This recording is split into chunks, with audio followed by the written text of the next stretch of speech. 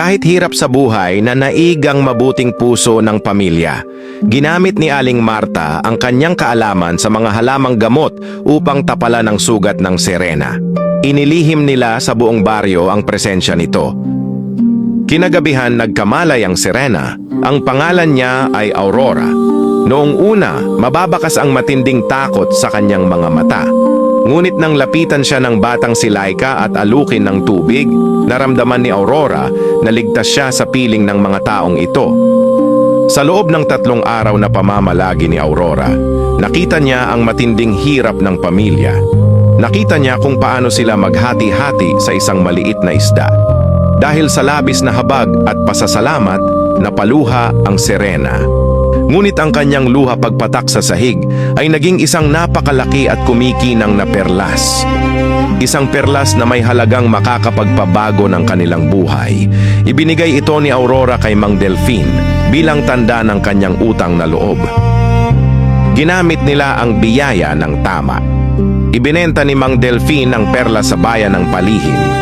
Ang unang binili ni Donna ay ang pinapangarap na bagong uniforme at matibay na sapatos para sa kanyang anak na si Laika. Walang mapagsidla ng tuwa ng bata. Sa wakas, papasok siya sa eskwela na hindi natampulan ng tukso. Unti-unti, nakabili rin ang pamilya ng mga bagong tabla at yero para maayos ang kanilang nasirang bahay. Ayan na anak, bago na ang uniform at sapatos mo, hindi ka natutuksuhin ng mga kaklase mo. Makalipas ang ilang linggo, ganap nang gumaling si Aurora. Sa ilalim ng kabilugan ng buwan, ibinalik siya ni Namang Delfin at Marvin sa karagatan. Isang madamdaming paalam, ngunit nangako ang Serena na hindi niya sila kakalimutan. At tinupad niya ito. Tuwing bilog ang buwan at payapa ang dagat, lumalangoy si Aurora papunta sa dalampasigan para mag-iwan ng maliliit na perlas at ginto sa tabing dagat para sa pamilyang nagligtas sa kanya.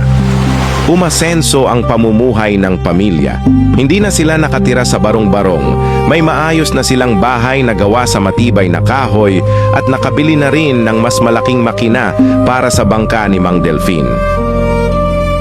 Salamat sa Diyos at gumamit siya ng isang nilalang para makaahon kami sa hirap. Salamat, Aurora! Ngunit sa bawat pag-asenso, laging may matang nagmamatyag. Ang kanilang kapitbahay na si Aling Constancia, na kilala sa pagiging tsismosa at inggitera, ay nagtaka kung paano biglang yumaman ang mga dukha. Hindi siya nakatulog, gabi-gabi siyang nagmanman. Hanggang sa isang gabi ng kabilugan ng buwan, nakita niya mismo ang ginagawa ni Mang Delfin.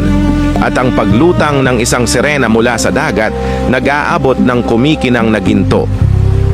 Namuo ang matinding kasakiman sa puso ni Constancia. Agad siyang umuwi at ginising ang kanyang asawang si Mang Amador. Kaya pala umasenso ang kapitbahay nating si Marta dahil may tumutulong sa kanilang Serena. Kailangan nating mahuli yun para sa atin mapunta ang ibinibigay nitong perlas at ginto. Amador, totoo. Nakita ko mismo. Sigurado ka ba dyan, Constancia? Baka namamalikmata ka lang sa nakita mo, hindi totoo na may Serena. Hindi ako namamalikmata lang, Mador. Kitang-kita ng dalawang mata ko ang paglutang ng Serena sa tubig. Yayaman tayo kapag nahuli natin yun! Nagkasa ng isang maitim na plano ang mag-asawang Sakim. Sa tulong ng makapal na lambat na may mga pabigat na bakal, handa nilang agawin ang swerte ng pamilya ni Mang Delfin. Makakaligtas pa kaya si Aurora sa kamay ng mga ganid? Mahuhuli din kita, Serena. Kailangan padyamanin mo kami. Dahil kung hindi ibebenta kita ng per kilo sa palengke,